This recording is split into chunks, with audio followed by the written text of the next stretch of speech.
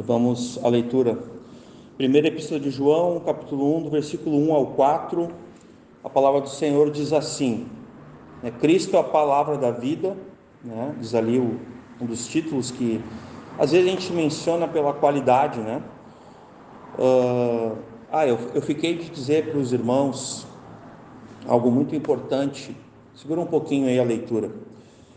Aqui nós temos a tradução oficial da igreja como a ACF, Almeida Corrigida Fiel, pela sua preservação e a sua fidelidade às escrituras sagradas. Pastor Michael tem ensinado, inclusive a mim, antes de estar aqui com os irmãos, já há uns anos atrás, eu fui presenteado por ele, a primeira ACF que eu tive. Essa aqui também foi ele que me deu, olha que bonita.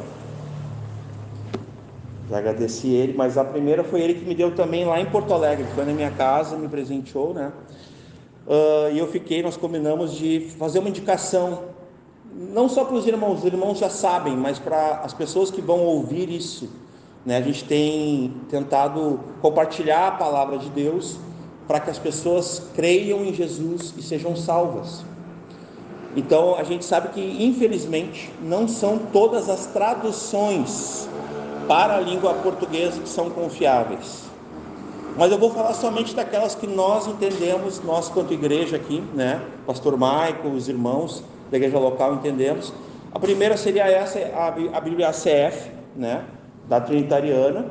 Ela vai ter a doutrina da preservação em relação ao TR, ao texto recépticos, e ao TM, o texto massorético, ela vai ser fidedigna, a mesma fonte também de outras duas Bíblias que eu vou citar também, que são os originais, a gente fala assim, os originais do grego e do hebraico. As outras duas Bíblias que eu vou também indicar para a leitura dos irmãos, das pessoas que queiram conhecer legitimamente a palavra de Deus, que é fiel na sua preservação em todos os tempos que Deus preservou, é também a King James, os irmãos também conhecem, 1611, na qual a própria ACF e a outra que eu vou citar, que é a LTT, que é uma Bíblia mais recente. Inclusive eu estou com ela lá em casa do pastor Michael. Uma Bíblia muito boa, muito bonita, mas também muito boa, bem diferente a leitura dela, bem fiel, as expressões digamos, aos originais, para não me complicar aqui.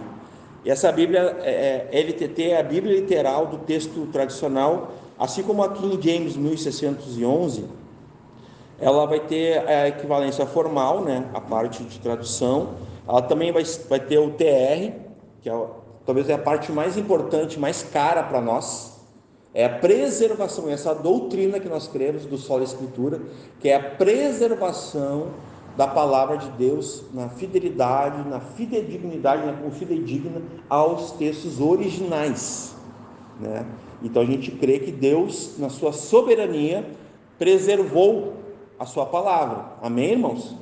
Eu sei que aqui nós cremos nisso. Nós temos sido ensinados aqui pelo pastor Michael já há algum tempo, Eu já tenho, desde 2015, ele já vinha falando isso para mim.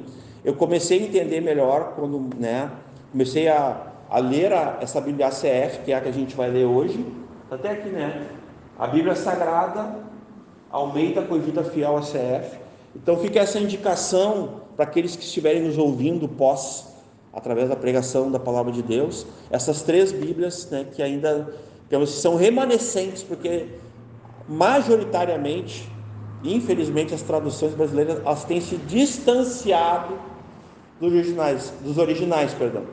Então é importante que nós venhamos a entender a gravidade e a importância da gente saber quais ainda são as Bíblias remanescentes, as Bíblias importantes que ainda preservam, creem nessa doutrina da preservação, da soberania de Deus em relação aos originais. Amém, irmãos?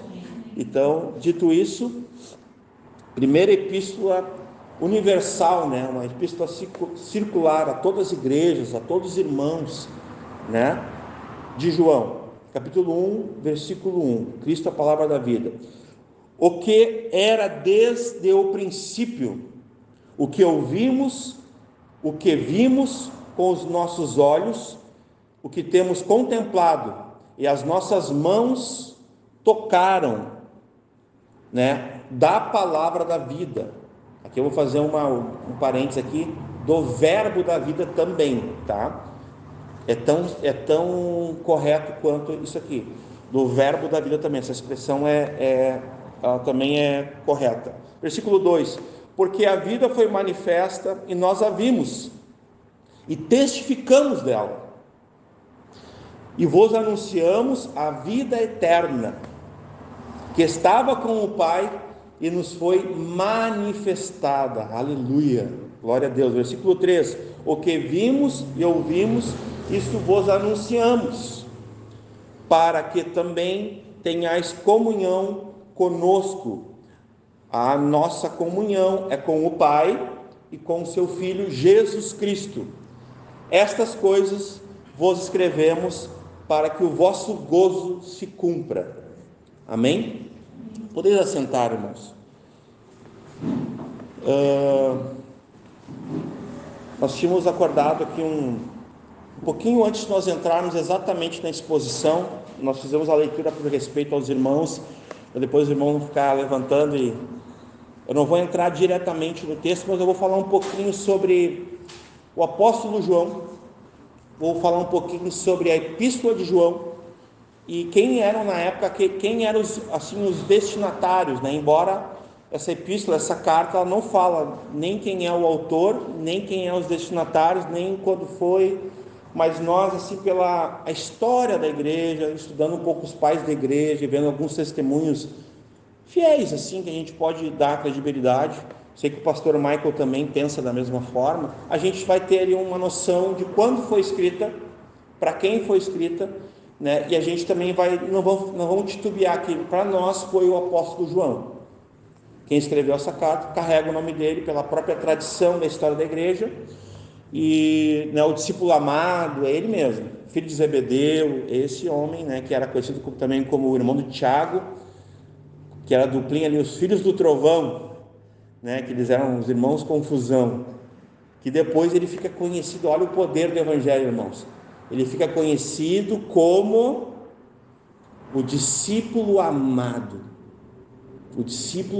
de Jesus. Olha a transformação que alguém recebe ao ter um encontro com o evangelho, a ter um encontro com aquilo que o evangelho contém, que é o próprio Senhor, o próprio Cristo, o verbo da vida, a palavra, o Logos de Deus vivo, né? Aqui eu já estou meio que entrando, estou me segurando para não entrar exatamente na exposição, mas vamos lá.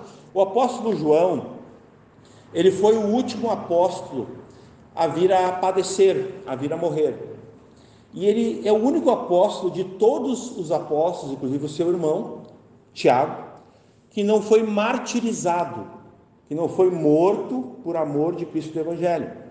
Todos os outros 11 foram mortos. Nós sabemos que Judas se matou, né? O traidor, né? O filho da perdição. Mas os outros 10, eles foram mortos por amor de Cristo do Evangelho, foram martirizados, essa é a expressão, né, mais correta. E João não. João morreu, como é que se diz, de morte morrida, ou de morte natural, né? Ele morreu por idade. Então ele era um apóstolo ancião, ele já era um irmão maduro, ele já era um irmão assim que tinha atravessado aquelas décadas todas. É possível que ele tenha morrido perto dos 100 anos, creio que sim, creio que é muito provável que ele tenha chegado perto dos 100 anos, tá?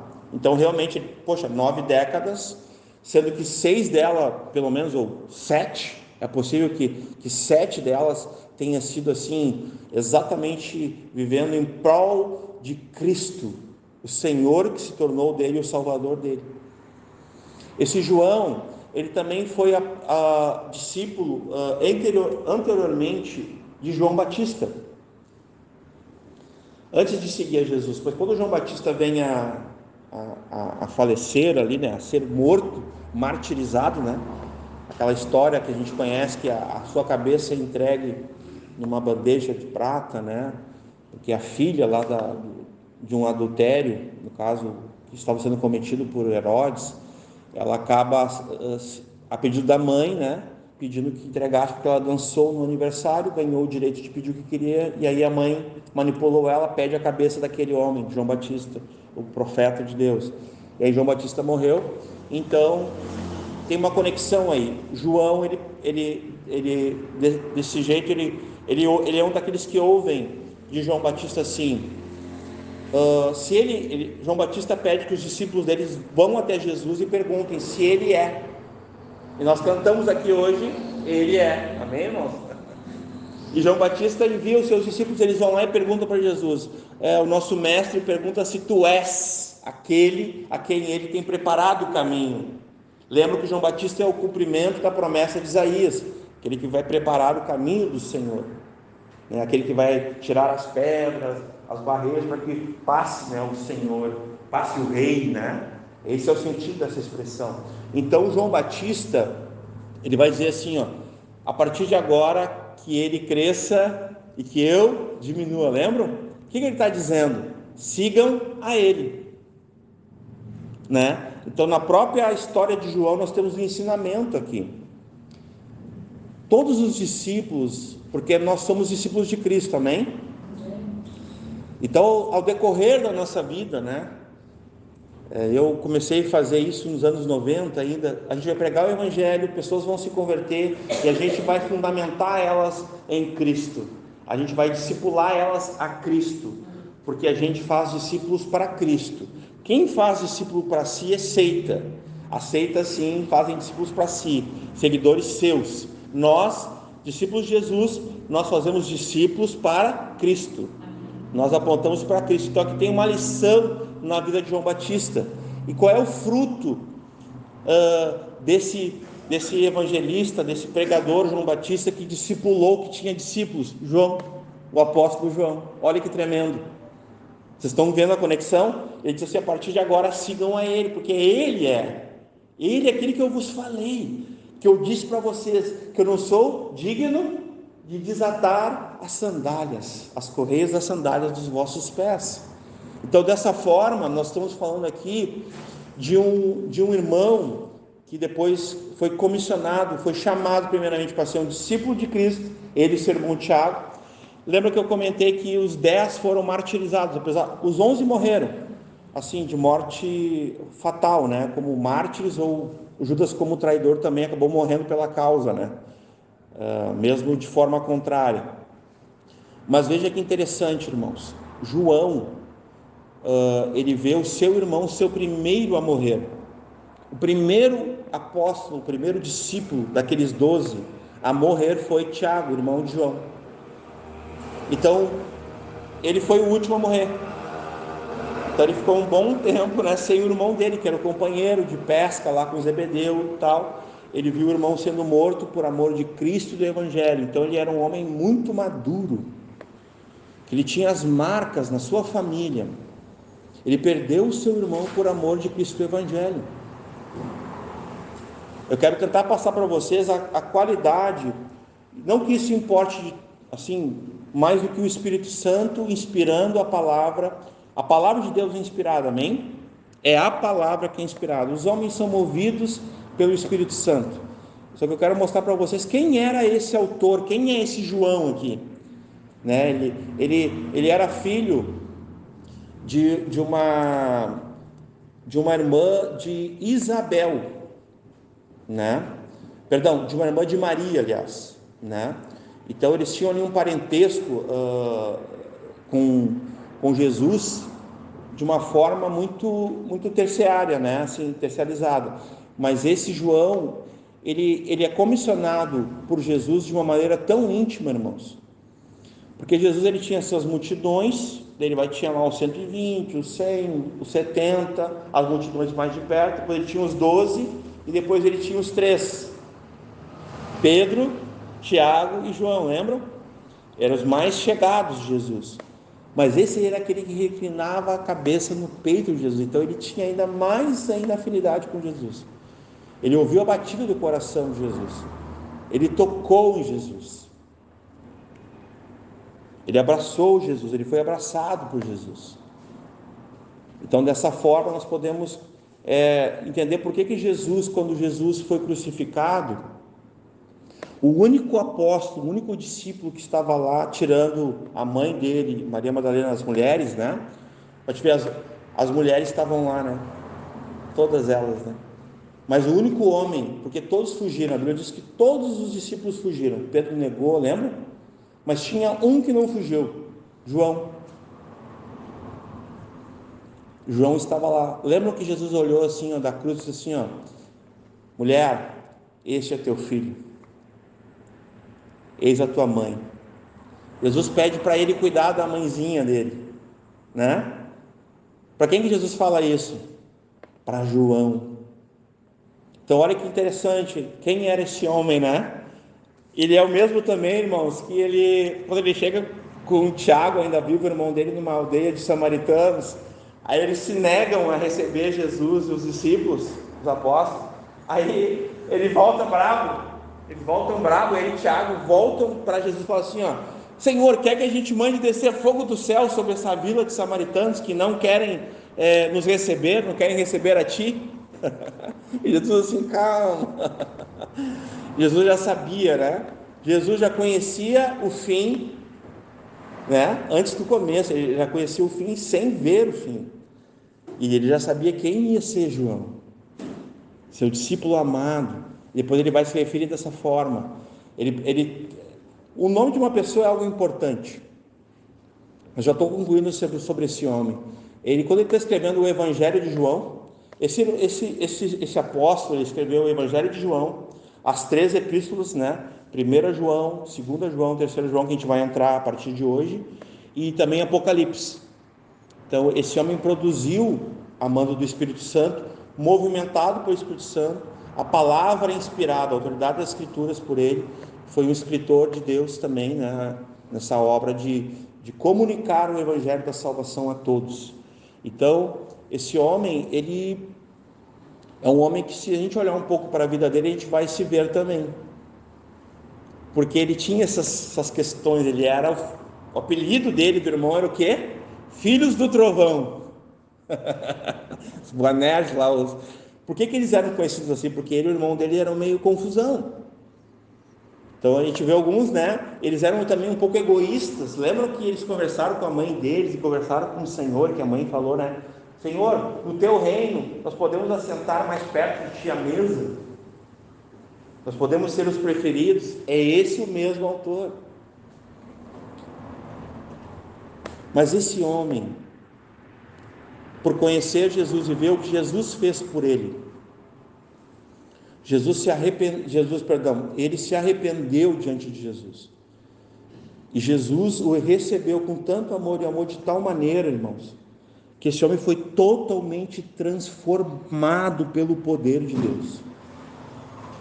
E veio a ser um dos autores bíblicos. E o Evangelho de João, que ele escreveu, é um dos tratados que contém, assim, teologicamente falando, as doutrinas principais das Escrituras. Olha só onde Deus pode nos levar.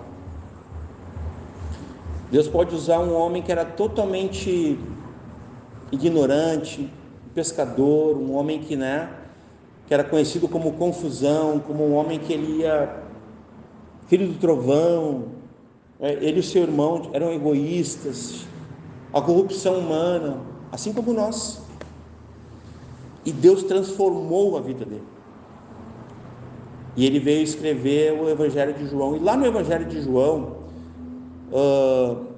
que ele escreveu um pouquinho antes das epístolas, a gente acredita que ele deve ter escrito esse Evangelho de João pela sua muita longevidade e idade, comparado aos demais apóstolos. Ele viveu bem mais. Abram comigo lá no Evangelho de João. Aqui a gente já vai fazendo umas conexões. No capítulo 20 ou 21, deixa eu só confirmar aqui.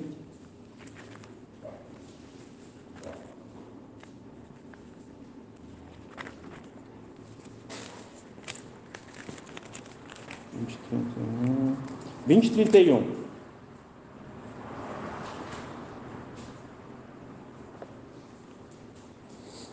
O Evangelho de João, capítulo 20, versículo 31, diz assim: Estes, porém, foram escritos para que creiais, grifem isso nas suas Bíblias, irmãos, é muito importante, que Jesus é o Cristo, o Filho de Deus, e para que crendo tenhais vida em seu nome. Então, nós entendemos que Deus, pela sua soberania, pelo seu poder, através do Espírito Santo, que é Deus, inspirando a sua palavra, que é inspirada, usou o apóstolo João para escrever o Evangelho de João para a salvação das pessoas. A gente lê um versículo aqui que muitos acreditam que ele quase resume todo o Evangelho de João. Ou seja, esses, porém, foram escritos, esses quem? Esses fatos, do capítulo 1 até o versículo 21 de João, esses escritos foram escritos para que as pessoas venham a crer, para que creiais que Jesus é o Cristo, o Filho de Deus, e para que crendo tenhais vida em seu nome. Então esse é o propósito do Evangelho de João. Esse versículo é chave para isso. Aqui tu acabou de entender todo o Evangelho de João só num versículo, que aqui está falando para te ter fé e para te ter a salvação, para te ter vida em Cristo. Então aqui o Evangelho foi escrito, preste bem atenção no que eu vou falar, o Evangelho foi escrito para não salvos. Diferente de Mateus, Marcos, Lucas, Mateus, Marcos e Lucas são evangelhos sinóticos de outros escritores, quis Deus assim, eles são muito semelhantes, por demais, são muito parecidos, 60% a 80%. Já João é diferente, ele não faz parte dos sinóticos, daqueles evangelhos iguais. Em João tem coisas que só vai ter em João. Vou dar uns exemplos aqui. Depois vocês vão entender por que eu estou dizendo para vocês que o Evangelho de João foi escrito para gentios, para os perdidos, para aqueles que não eram judeus, mas também para os judeus, para todos que não eram salvos. Eu vou dizer agora, porque a epístola de João, as epístolas de João, principalmente 1 João, foi escrito para os que já são salvos. Olha que legal. Pegaram? Vamos lá. O Evangelho de João foi escrito para quem não era salvo, para que fosse salvo, para que viesse a ter fé, viesse a crer que Jesus era o Cristo, o Messias, o Salvador enviado, lembra?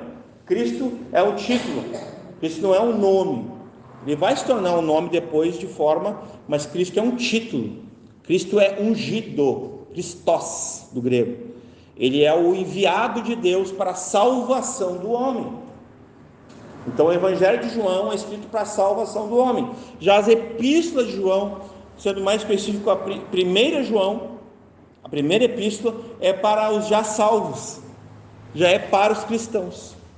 Por isso que depois eu vou mostrar lá isso que eu estou falando, tá?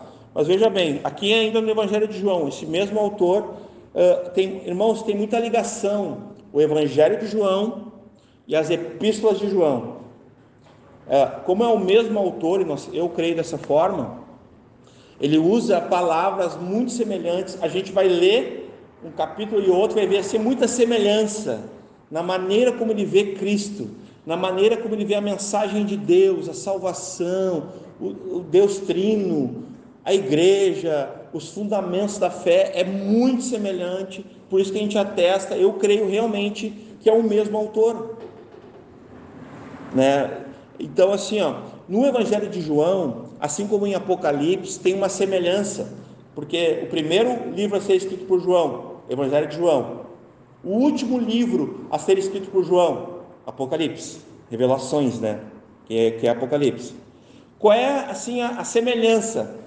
Vai ser um pouco na escrita, vai ser um pouco nas palavras, nos substantivos, nos verbos, no mesmo grego, na qualidade. Há quem discorde, mas isso não vai fazer diferença no que a gente está falando aqui. Mas tem uma coisa que é muito semelhante, o número 7. Quer ver uma coisa? Evangelho de João teve 7 testemunhas que João usou, que não tem em Mateus, Marcos e Lucas, para testificar quem era Cristo. inclusive o próprio Deus. Quer ver?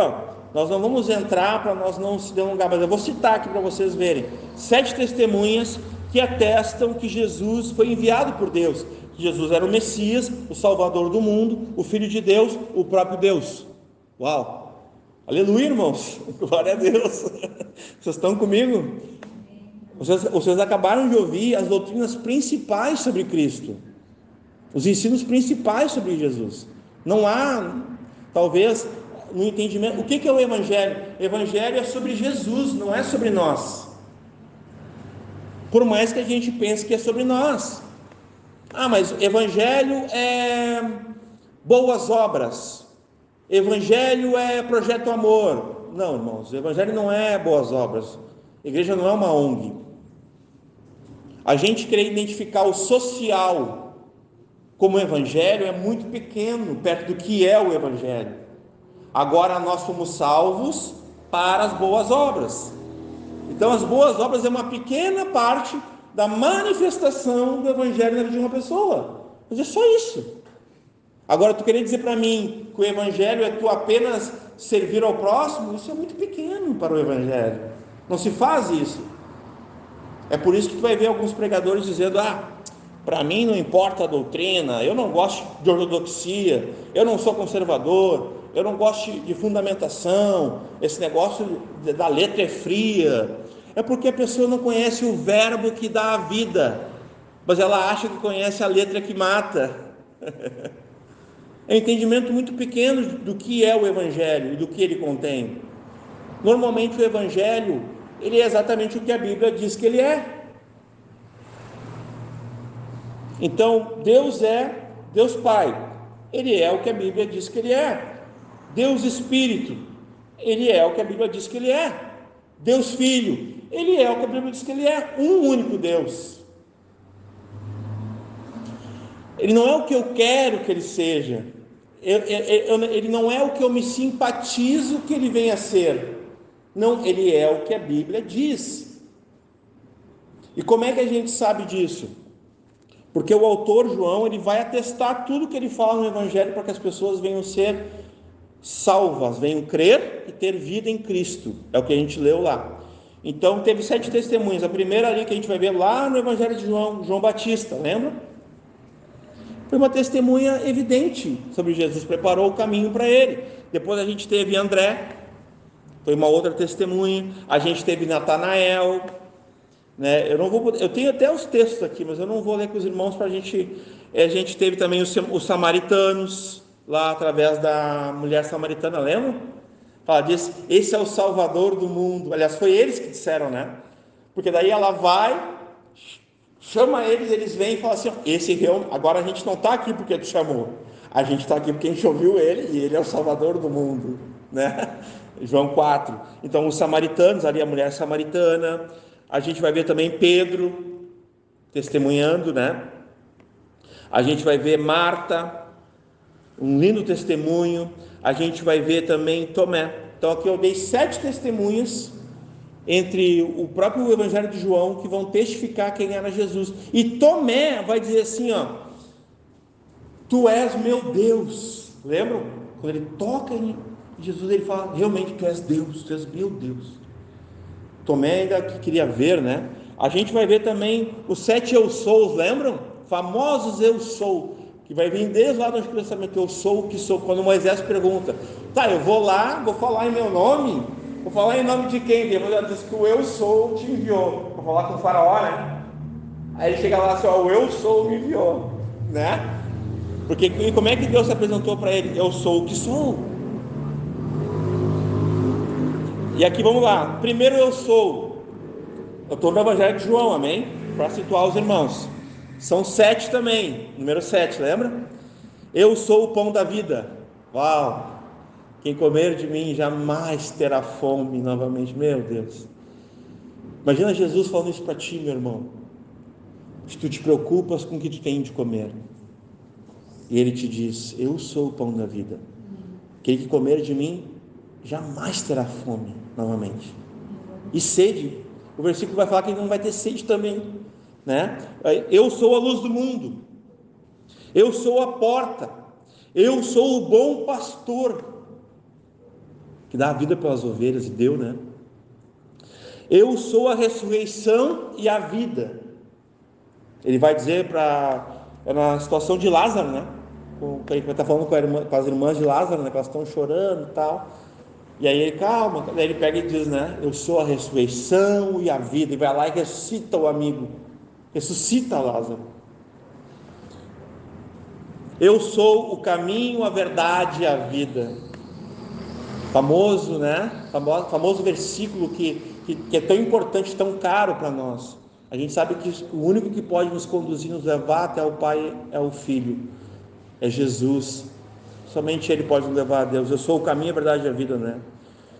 Eu sou a videira verdadeira. Então são os 7, né? 7 eu sou. 7 referências do Espírito Santo. O Espírito Santo sem medida, o Espírito Santo como um rio de água viva. Esse texto aqui, ó, o Espírito Santo como um rio de água viva, eu estou olhando aqui, lá em João 7, do 37 ao 39, Jesus vai falar uma coisa muito importante, ele diz assim, ó, se vocês crerem em mim, conforme diz as Escrituras, do interior de vocês fluirão rios de água viva. Quem crê em mim, como diz a Escritura, rios de água viva correrão do seu ventre. É do seu interior, irmão, pode confiar aí também, tá? Do seu interior jorrarão, fluirão rios de água viva. É sobre o quê? É sobre o Espírito Santo. Agora observem comigo. Então, vou fazer uma pergunta aqui, ó. Eu posso crer em Jesus como eu quiser? Sim ou não? Não. Ah, eu não posso? Não, tu não pode. Tu precisa crer como? Como diz a Escritura. Então, Jesus está dizendo, se tu crer em mim, como diz a Escritura, então ele está dando um padrão de referência. Eu não posso crer como eu quero. Nós já temos falado algumas vezes aqui no nosso meio. Então Jesus não pode ser um fofis, não pode ser um surfista legal, paz e amor. Não, ele não pode. Se não está na Bíblia, ele não é. Desculpa aí. Ele é o que a Bíblia diz que ele é. Amém? Esse é Jesus. Então quem crer em mim, como diz a Escritura, né, do seu interior. Aqui são as 7 operações do Espírito Santo. Então, o Espírito Santo sem medida, o Espírito Santo como um rio de água viva, o Espírito Santo como um outro consolador, baita texto também, bem gaúcho agora, né? Baita texto. Ele vai enviar o outro, né? O Paráclito, o igual, co-igual. Aí a gente já vê a Trindade, amém, irmãos? O Espírito Santo não é menor que Jesus. O Pai não é maior que o Filho. O Pai não é o Filho, não é maior que o Filho. O Espírito Santo não é o Filho, não é maior que o Filho, nem inferior. O Filho não é o Pai, nem o Espírito Santo, nem maior nem inferior. São co-iguais, co-substanciais, da mesma substância. Deus de Deus, luz de luz. Ou seja, na tua luz vemos a luz. O que significa isso? Deus é luz, amém? Mas Jesus também é luz, como homem, sim ou não? Não falou? Eu sou a luz do mundo, aqui no mundo, mas Deus é luz, Deus, vocês entenderam? Então na tua luz vemos a luz. Quem é a luz aqui? Lembra do haja luz lá em Gênesis? Tinha o caos, as trevas, né? E disse Deus, bará, haja luz. Gênesis 1:3, se eu não me engano. E houve luz. Então nós estamos diante aqui da Trindade. Nós vamos ver a Trindade ao longo das epístolas, assim como no Evangelho. E por último, o 7º, o Espírito Santo como soprado por Jesus, para que os discípulos fossem cheios da presença de Deus. E como uma promessa. Tem uma coisa tão linda que Jesus fala, irmãos, que eu gosto de, sempre eu me lembro, eu me maravilho, que é o até que. Jesus fala assim, ó, vocês vão para Jerusalém, e até que sejais revestidos de poder, o Espírito Santo desça sobre vocês. Lembram do Pentecostes, Atos 1 e 2? Fiquem lá, não saiam de lá, sejam obedientes. É nesse sentido aqui, esse sopro, né? É o mesmo sopro lá de Gênesis, quando Deus sopra, Zoe, é a vida, Shai, no hebraico, é a vida de Deus soprada, e é uma vida permanente, ela não se extingue. Nós vamos ver isso na exposição de hoje, inclusive. É a vida eterna, contínua. Glória a Deus, irmãos. 7 milagres, irmãos. Irmãos, nós estamos vivendo uma época, isso aqui foi na época que ele escreveu, no ano 70 do primeiro século, o Evangelho de João. As epístolas é a partir do ano 90. No ano 70, eu estou fazendo aqui, o nome disso que eu estou fazendo hoje aqui, consenso do nosso pastor, tá, gente? Ele pareceu bem para nós. É um panorama. Eu quero mostrar para vocês algumas coisas antes de nós entrar na história sobre o apóstolo, sobre a época e sobre quem eram e sobre o que acontecia naquela época. Agora nós vamos ver os 7 milagres. A igreja não tem acreditado em milagres. Vocês acreditam nisso?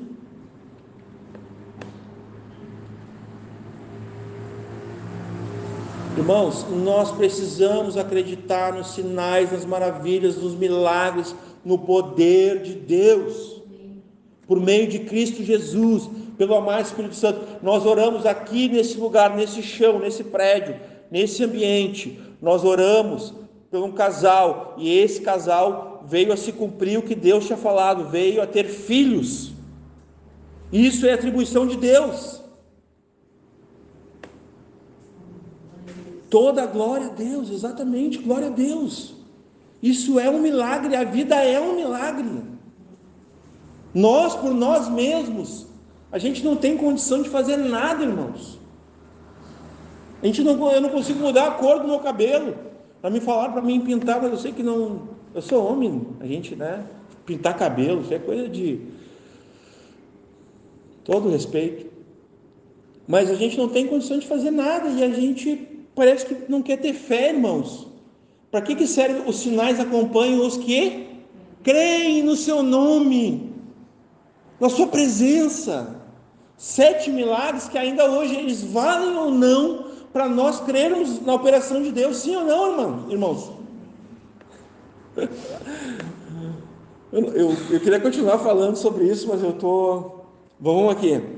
Primeiro milagre, Jesus transforma a água em vinho.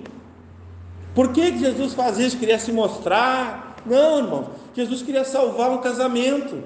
Uau! Sim! Jesus queria salvar um casamento que estava começando. Ele escolheu a instituição primeira de Deus, um casamento.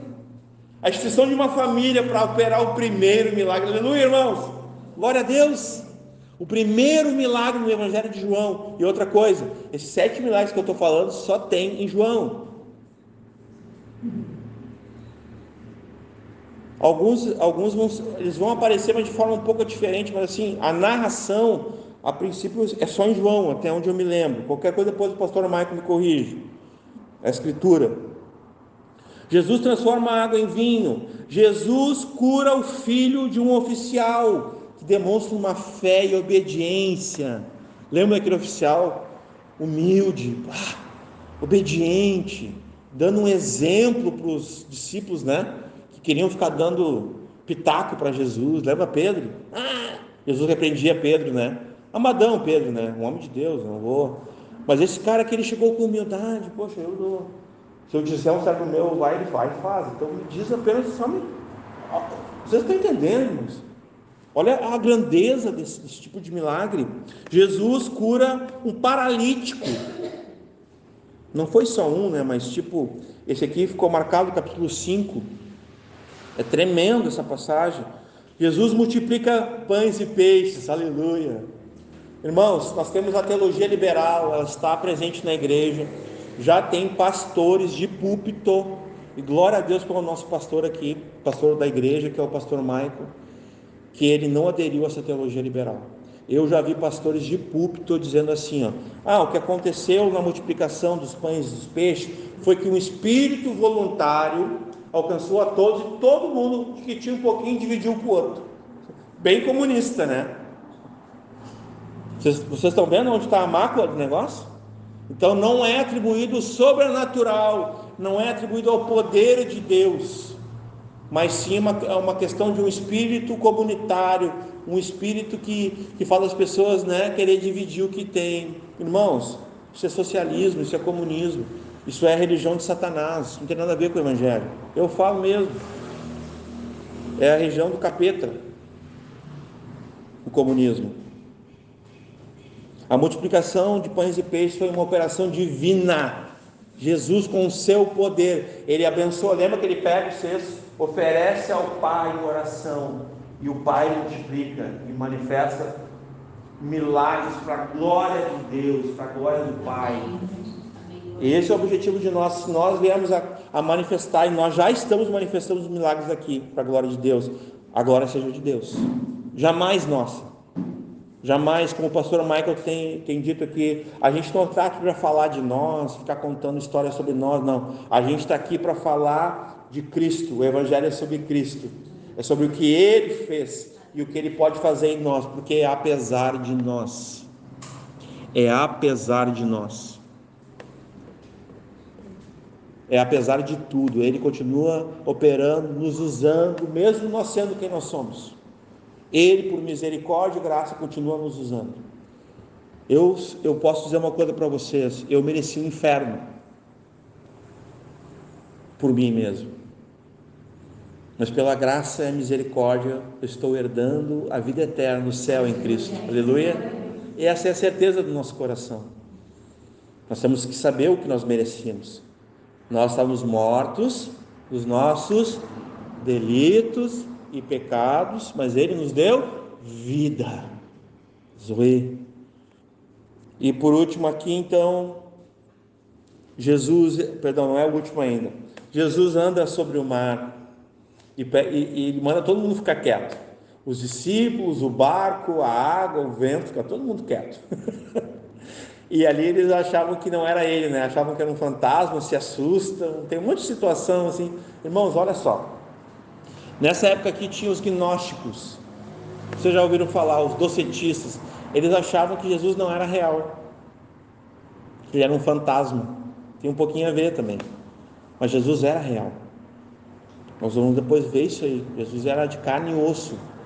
As pessoas ouviram Ele, as pessoas viram Ele, as pessoas tocaram nele, as pessoas viveram com Ele. Ele era de verdade, tá? Então Jesus andou sobre o mar. Jesus cura um cego de nascença, que é a questão do perdão, lembra? Senhor, quem pecou? Ele fala para que o Filho do Homem, para que Deus seja glorificado, né? Deus permite certas coisas para que Ele cure e para que Deus seja glorificado. Jesus está explicando para nós que quando a gente está diante de uma calamidade, a gente tem que ver o que Deus vai fazer. Essa é a fé, irmãos. A gente não pode ser assim, como é que diz, terra arrasada, né? O cara chega lá, copo é tempestade, copo d'água é tempestade. Não, tu tem que chegar e procurar ver o que Deus quer fazer. Amém, irmãos? Vamos aprender com isso aí. A gente quer ir lá em Lajeado, né? Levar lá mantimento, levar Bíblias, a mensagem de Deus, a palavra de Deus, para aquelas pessoas que passaram recentemente por uma calamidade muito forte, perdas, morte, não só materiais, abalos emocionais, de tudo, irmãos. O que a gente vai fazer? A gente tem que olhar o que Deus está fazendo quanto igreja e cooperar com Deus, irmãos. Deixar o Espírito Santo nos usar, nos impulsionar, e a fim de nós irmos lá e amarmos e servirmos, sabe, consolarmos e levarmos a mensagem eterna, a palavra de Deus. É nesse sentido, para glorificar a Deus. Amém?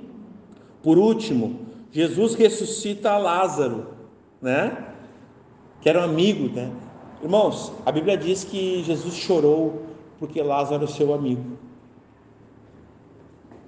E Jesus diz também em João 15 que o amigo é aquele que dá a vida pelos seus amigos.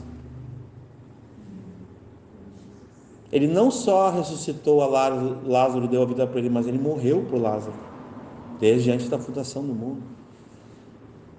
Ele já amava Lázaro. Um amor eterno te amei, com benignidade te atraí para curar, te atraí para te E nós somos uma igreja que nós somos santos, como nos abrimos, nós somos santos em Cristo Jesus, santificados. Então a nossa santidade afasta as pessoas, é isso? Não, é o contrário. A santidade de Cristo, pura, imaculada em nós, vai atrair as pessoas que estão mortas nos delitos e pecados. Esse é o milagre de Jesus. Nós podemos atrair as pessoas que estão mortas nos seus delitos e pecados, pessoas que estão sujas, porque nós também estivemos. E aqui vamos aprender uma coisa: Jesus nos lava com o seu sangue, com água pura, que é a palavra de Deus, mas aí quando ele vai jogar fora, ele joga a gente junto. Hein, Bia, quando tu lavava as filhas, tu jogava o que fora? A água suja, as fraldas sujas, né? Mas não as filhas, né? É assim. É isso, esse é o amor de Deus, é o perdão de Deus, aleluia, glória a Deus, né? Então, assim, os 7 sermões de Jesus que só tem em João, que foram palavras assim que fundamentaram a época, a igreja, as pessoas, né? Eu vou citar bem rapidamente. Jesus ensina a Nicodemos sobre o novo nascimento. Uau, que palavra, né? Até a última vez que a gente esteve compartilhando aqui, a gente falou sobre isso, né? João 3. Então, primeira pregação de Jesus que ajuda a fundamentar a igreja. Olha só, o apóstolo ali sendo usado pelo Espírito Santo, né? Jesus ensina a Nicodemos sobre o novo nascimento, a nova vida. Jesus instruiu a mulher samaritana acerca da salvação. Na hora ela vira uma evangelista. Ou seja, que nem dizem, né? A pregação, a evangelização é assim: é um mendigo que ele vê onde tem pão, aí ele vai lá, até come, mas ele pensa nos outros, ele volta e chama todo mundo para ir lá onde tem pão para comer.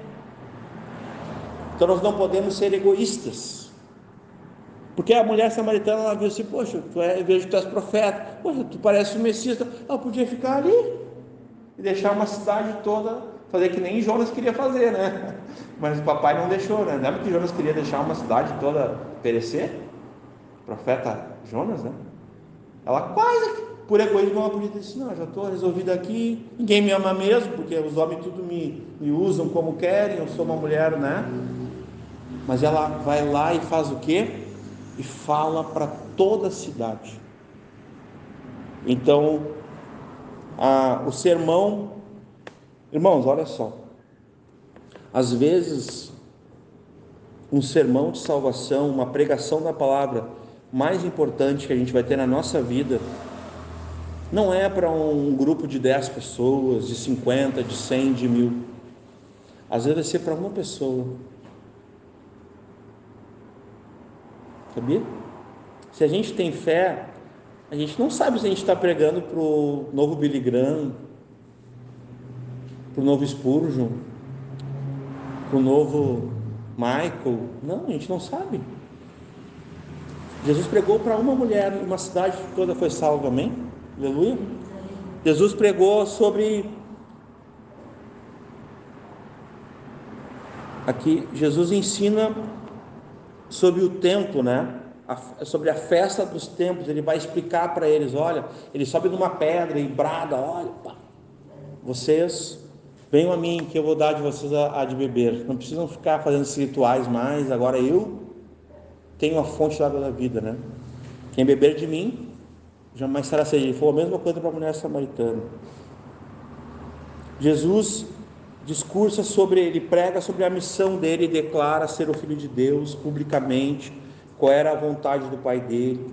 Ele fala sobre o que é bom, né? O bom pastor. E ele vai falar sobre a sua deidade, né? O fato de ele ser Deus. Eu podia continuar aqui, mas eu quero entrar, a gente está com tempo hábil ainda, já para mostrar para vocês que a gente falou um pouco do autor, falou agora do Evangelho de João, da importância do Evangelho de João, que ele foi escrito, né, para a salvação das pessoas. mas agora eu quero já mostrar para vocês que ali a partir da década de 90 do primeiro século, existiam alguns grupos, eu vou só citar eles, que eram os gnósticos, os docetistas. Tinha um homem chamado Cerinto, que era um homem bem maligno, ele tinha heresias para perdição, como a gente tem falado aqui. Então é nesse contexto, meus irmãos, porque ali já era a terceira, quarta geração de cristãos, desde o início ali daquela era, né, onde Cristo vem na plenitude dos tempos. Então é nesse contexto, meus irmãos, que o cristianismo, se é que a gente pode falar assim, ele começa de uma forma como a gente entende a partir do Novo Testamento. Eu não vou me aprofundar tanto como o pastor Michael tinha feito, de explicar a igreja no Antigo Testamento, porque não se faz necessário. Mas por que é importante entender isso? Porque a defesa que é feita no início da primeira epístola de João é exatamente sobre essas heresias, sobre a encarnação de Cristo, sobre a eternidade de Cristo, sobre a criação, sobre a deidade, o fato de Jesus ele ser 100% homem, perfeitamente homem, e ser 100% Deus, perfeitamente Deus. E porque assim, ó, pensem comigo, nós vamos falar sobre isso, mas só uma pincelada aqui. Ali nessa década de 90 do primeiro século, final, os últimos 10 anos do primeiro século, se eles estivessem com aquela heresia fundamentada de fato, que Jesus não era homem, não era 100% homem, carne e osso, então como é que Jesus morreu na cruz? Vocês estão entendendo? Como é muito caro para nós, como é a base da nossa fé. Então quando nós entrarmos na exposição dos 4 versículos, nós vamos falar sobre o núcleo do que contém o Evangelho, que é a mensagem de Deus a nós, o que ela contém, que é a vida de Cristo, e que daí quando a gente teve comunhão com essa mensagem, a gente restaura essa relação com o Pai, e a gente começa a anunciar isso, a testemunhar, a manifestar isso, da mesma forma que foi manifestado a nós. Isso é um resumo praticamente daquilo ali, dos 4 versículos. Mas é importante vocês entenderem esse contexto todo, por que o apóstolo João ele vai fazer essas afirmações. Nesse final ali, quando o gnosticismo ele começa, ele é tão grave, meus irmãos, que ele não vai parar aí.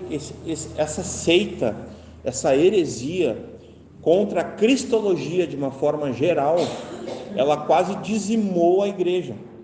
Para vocês entenderem a gravidade do que a gente está falando. Por isso que a epístola de 1 João ela foi escrita para quem já era membro da igreja de Cristo, para quem já era salvo, diferente do Evangelho. O Evangelho foi escrito para quem não era salvo. A epístola foi escrita para afirmar a convicção, a fé, a certeza dos que já eram salvos. Vai ser lindo, nós vamos trafegar para aquelas páginas da Bíblia ali, das epístolas de João, vocês vão perceber os testes morais, sobre justiça, sobre verdade, sobre comunhão, sobre amor, confissão de pecados, andar na luz. Se preparem o coração. Hoje é só o início da nossa jornada juntos, assim como foi, né, um término no início, um término lindo, o pastor Michael de Romanos. Agora nós vamos fazer com as epístolas de João. Vou fazer uma pergunta para você, já se encaminhando para isso que Deus está nos levando, que é as epístolas de João. O que vocês, se vocês perguntassem para as pessoas aqui em Capão, o que vocês acham sobre Jesus e sobre o cristianismo, sobre a igreja de Jesus? O que vocês acham que as pessoas iam falar? Não precisa responder para mim, mas só pensem nisso. Entendeu? Por que eu estou falando isso? Porque na verdade nós vamos ter alguns contextos, tá? Eu estava escrevendo sobre essas coisas que eu estava lendo, as escrituras, né? Por exemplo, assim, as pessoas iam responder para nós, para a gente pensar um pouco, que a igreja ela tem uma moralidade muito asseverada, ou seja, que as pessoas têm muita código de regras,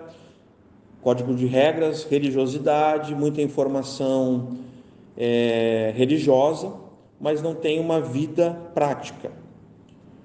Eles acreditam que a gente é meio fora de contexto. Até aí tem certezas né, mas também incertezas. Já nós vamos responder isso. Uma outra coisa também, se nós pegar alguém meio machucado, alguém que não conheceu o Evangelho, que não conheceu a Jesus, mas que conheceu a instituição, e por alguma razão a instituição machucou essa pessoa, nós vamos pegar alguém ferido. Essa pessoa vai falar coisas de mágoa, de rancor, de ira contra o cristianismo, contra a igreja, talvez não contra Jesus, que daí vem aquele discurso meio distorcido, né?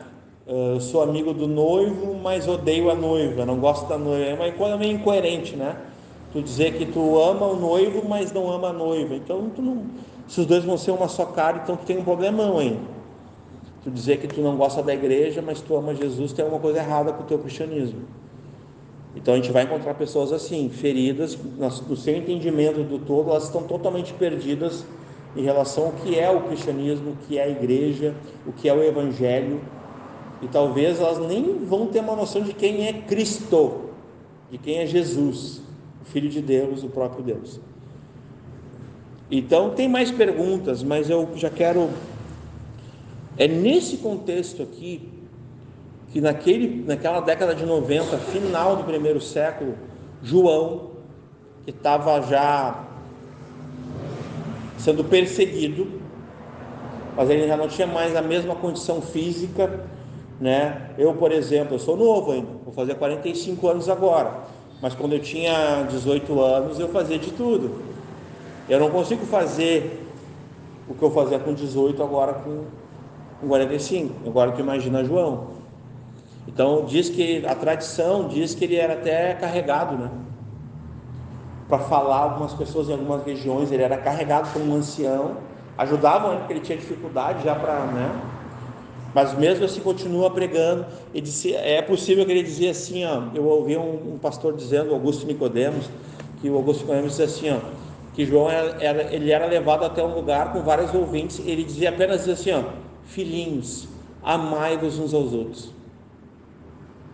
E ficava repetindo isso. Para eles pensavam assim, pô, gente, veio até aqui para ouvir esses senhores, né? Ele só fala isso. Só que eles não tinham noção do que ele estava falando. O que ele estava falando? Ele estava falando do primeiro mandamento. Ele estava falando da primeira prática que alguém que conhece a Cristo tem que ter, amar a Deus acima de todas as coisas e amar o seu próximo, né? Agora a gente já sabe como Cristo amou. Como Cristo amou. Esse é o up, né? É como Cristo amou. Então é nesse contexto que nós vamos ter 1 João. Nós vamos começar a partir desse momento. Vamos voltar ali agora. Eu sei que vocês estão com as Bíblias abertas. O versículo 1 ele vai dizer exatamente essa questão que a gente comentou até agora. 1 João capítulo 1, versículo 1. O que era desde o princípio, né? O que vimos e ouvimos, o que ouvimos e vimos com os nossos olhos, o que temos contemplado e as nossas mãos tocaram da palavra da vida, né? Então aqui nas nossas anotações aqui,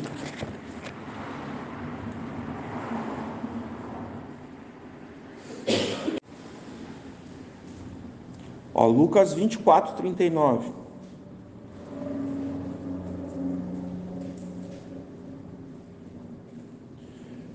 Vede as minhas mãos e os meus pés. Olha só o que Jesus está falando, meus irmãos. Vede as minhas mãos e os meus pés, que sou eu mesmo. Apalpai-me e vede.